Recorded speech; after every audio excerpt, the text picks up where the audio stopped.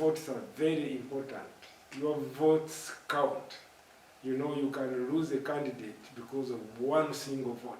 As Ugandans go to the polls this Thursday, a National Resistance Army bush war hero, Col Samson Monday, has called for the protection of the prevailing peace and tranquility for sustainable development. Even if you had money, gold, silver and diamond, let's look at our brothers and sisters in the DRC.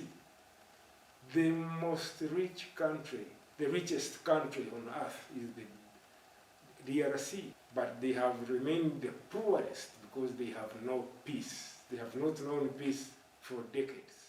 In an interview with the UBC News crew in Kampala, Col Monday reminded the public that prevailing peace in the country is a result of bravery by patriotic Ugandans who sacrificed their lives, time and resources that can only be protected through voting wisely and peacefully.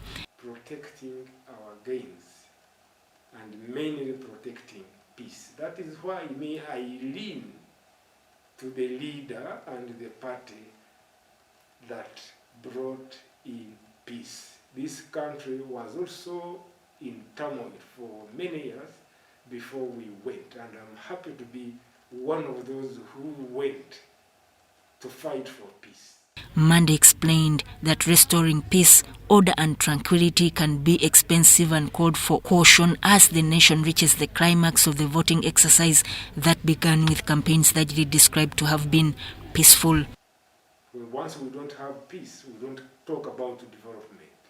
You can't go to school, you can't go to Kikubu to trade, you can't find clean water, hospitals that are flourishing, you can't build your houses, very design houses, posh cars you drive, the work you do throughout the night, day and night, the money I see some of you flashing in birthdays and weddings is because this country is peaceful.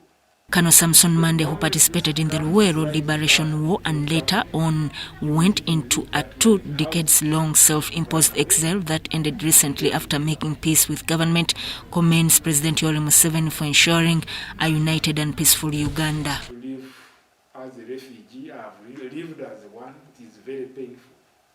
So we can't take it for granted. Protecting our gains and mainly protecting peace. That is why I lean to the leader and the party that brought in peace. This country was also in turmoil for many years. Ugandans across the country are this Thursday electing a president and members of parliament. Turn out, come in time, vote, relax, and go home and wait for